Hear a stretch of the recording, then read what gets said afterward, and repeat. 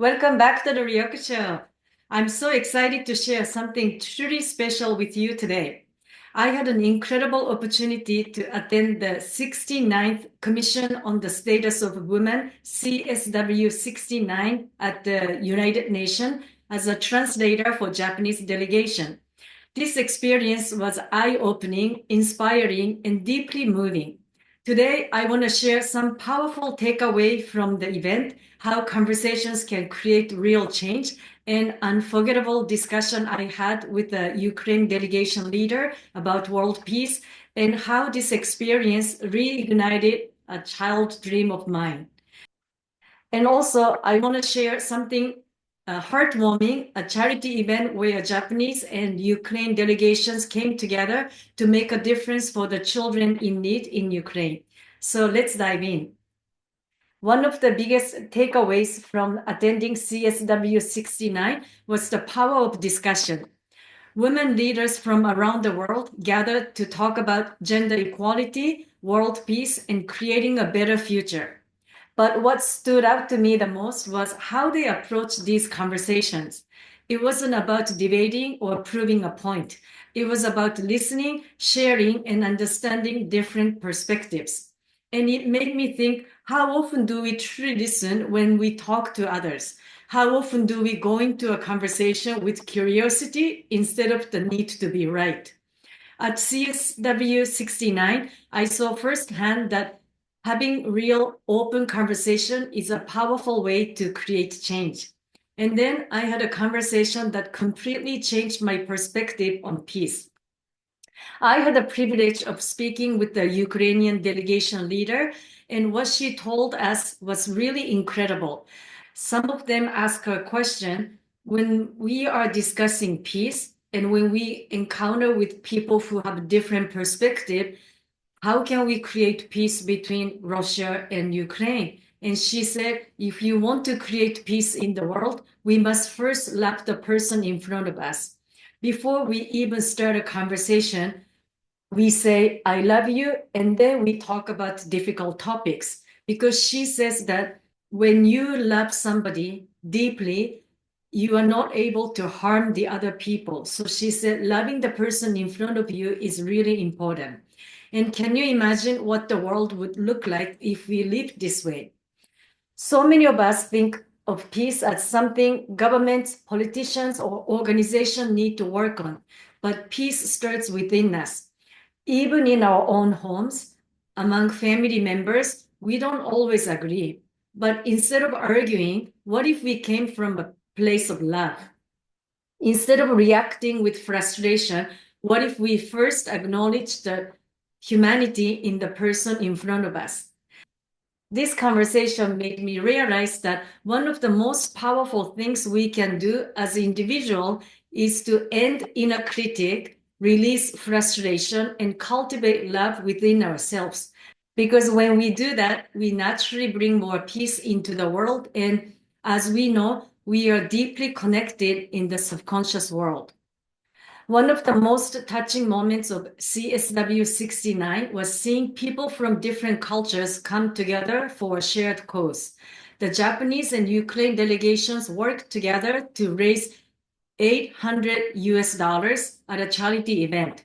And this money will go directly to schools in Ukraine to support blind children, helping them with educational resources and improving their learning environment. The leader of the Ukraine delegation was really grateful for this support from Japanese delegation because last year they raised about half of the money we raised together. It was such a beautiful reminder that when we come together, we can make a real difference. And despite cultural differences, despite language barriers, we were able to unite for a common cause to help children who need support in Ukraine. And to me, that is what true global connection is all about. Another thing that deeply moved me at CSW 69 was meeting people from all over the world. Hearing different languages, exchanging ideas, it awakened something inside me. As a child, I had a dream to travel around the world and speak multiple languages and make a difference. Of course, at that time, I was only a child, so I didn't know what that picture would look like. Somewhere along the way, that dream got buried under responsibilities, routines, and the pressures of life and seeking stability. But being at the United Nations, surrounded by people from different cultures working together to create change, reminded me of that passion. One of the most beautiful moments was when I interacted with children from Oman. Their smiles, their purity, and their joy. And one of the girls learned how to say, how are you in Japanese, because she goes to international schools and there was a Japanese classmate. And that reminded me of why I do what I do. It gave me even more motivation to help people reconnect with their authentic selves and live a life they truly love. Because when we do that, when we live from a place of joy and fulfillment, we naturally contribute to a better world. And this is something I truly believe in. When we as an adults are living our passion, we are leading by example. We are showing the next generation what's possible. Think about it. When children see adults who are miserable, stressed, or just going through the motions without having this big vision, what message does that send to them? When they see adults lead up, following their dreams, making a difference, they start to believe that they can do it too. And that's how change happens. That's how we create a legacy, not just for ourselves, but for the future generations. So what can you do right now to contribute to a better world? You don't need to go to CSW 69 to have this realization or to make a difference. First, you can start conversations with love. Whether it's with family, friends, or even strangers, approach discussion with understanding rather than the need to be right. And heal your inner world, your inner critic. When you stop judging yourself so harshly, you also become more compassionate towards others. And live your passion. When you do what lights you up, you inspire others to do the same. And that creates a world where people feel more fulfilled, more connected, and more at peace.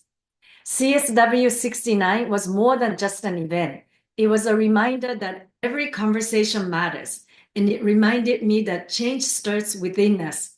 And it reignited a dream in me to continue traveling, speaking different languages, and making a difference in people's lives.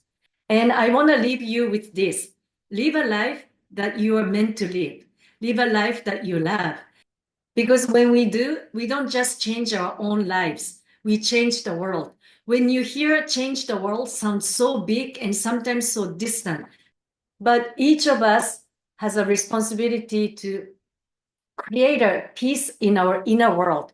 I believe that our external world is a reflection of our inner world. So imagine if all of us end inner frustration, criticism, judgment.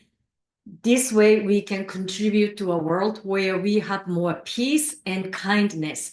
So the wars that's going on around the world may seem so distant from you, but still we have responsibility to create peace within us, in our family, community, because that has ripple effect as well. So that's all for today. Thank you so much for listening. And if this message resonated with you, please share it with someone who needs to hear it. And let's keep conversation going and keep spreading love and keep shining. I'll see you next time.